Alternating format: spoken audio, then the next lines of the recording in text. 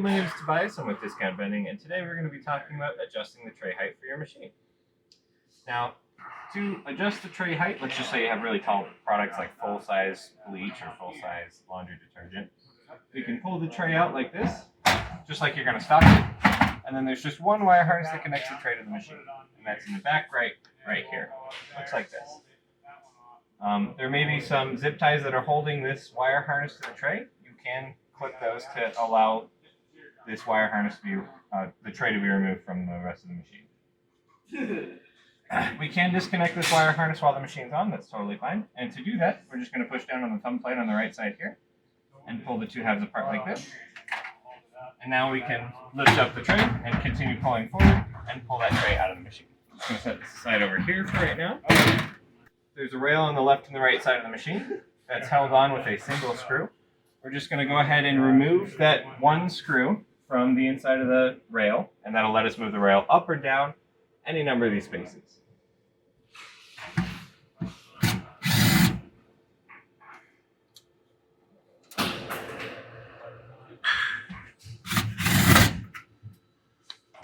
Okay, now that we have those screws removed, we can move these rails up or down to accommodate our new product. I'm going to move these ones up for this example. I'm going to move them up 3 spaces. So to get this side off, you're just going to lift on it, and this side, you'll just push to the outside, or you can wiggle around a little bit, and this will come out as well. I'm going to move this up 3 spaces, 1, 2, 3, and then hook it on this side. And then I'm going to count the spaces on the side just to make sure I did it right. So on this side, we have 1, 2, 3, 4, 5, 6, 7, 8, 9. And on this side, we have 1, 2, 3, 4, 5, 6. So that's been moved up 3 spaces. We're going to do the same thing on this side. Again, lift up here. And then push out there.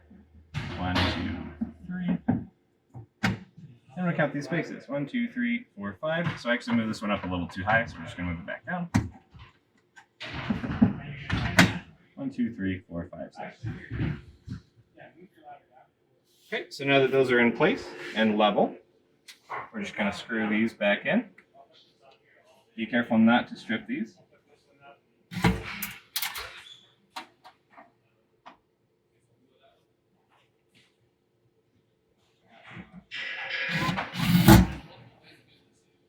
And on the right side,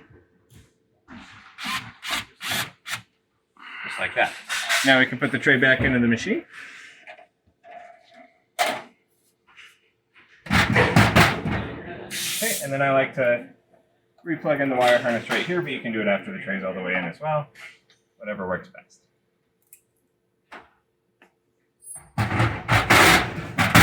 And now your tray is at a new height. If you don't have an elevator in your machine, you're all done at this point. If you do, keep watching and we'll walk through that step. So to adjust the elevator height in your machine, we're going to need to open the door here and log into the admin login, hitting return in the replenishment. Tap the arrow to the left of the admin login. This default password is 6 zeros. Okay. We're going to go to Setup Tool, and we're going to use this command. You see the Rise button right here. We'll hit the arrow to the left of that.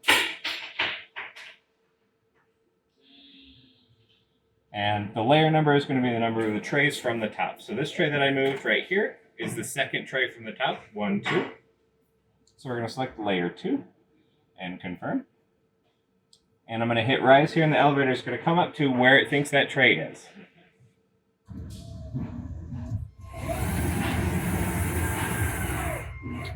So you can see the elevator stops right here. That's where the old tray was. So we need to make sure that the elevator stops at the new height of this tray. To do that, we have a couple of steps. Number 1, you see this query parameters field right here. We're going to hit the arrow to the right of that. And we're going to select the layer that we're looking at here. So in this case, we're looking at layer 2.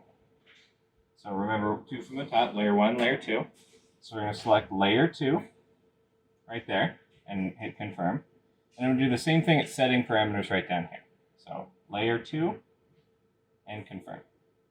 We're going to hit the query button right here next to query parameters. That's going to give us a number. And if we're moving the elevator up, we need to increase that number. And if we're moving the elevator down, we need to decrease that number. So I'm going to set that. I'm hitting the field to the right of the setting parameters here, and I want to increase that number so the elevator moves up a little bit.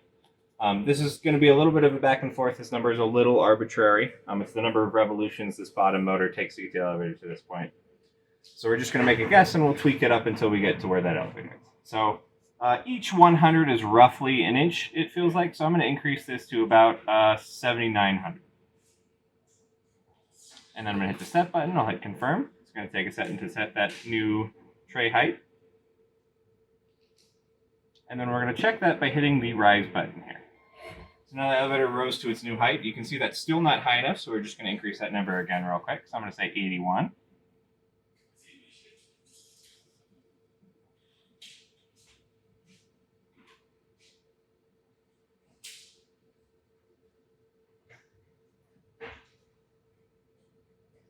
And I'll hit the rise button again for it to check. You see that's a little bit too high. So we need somewhere in between 81 and 79, so we're just going to set this to 8,000.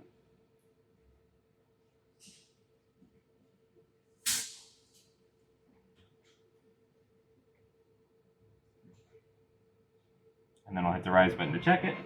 And you can see that this stops right below the tray, which is where you want that elevator. Now if I were going to adjust the height for the next tray from the top, that'd be layer 3. So I'd change the query parameters to layer 3 right here. And then change the setting parameters to layer 3 right here. And we do the same thing. We check the height of that tray, and we change it to a new number based on if it went up or down. Once you're done with changing all those trays, we're just going to hit the return origin button to the left of this rise button over here. The elevator is going to go all the way back down, and we can restock your shelves, and you're all good to go. If you have any further questions or concerns, feel free to give us a call at this number right here, this number here, or shoot us an email at this email right here. Thank you so much, and have a fantastic day.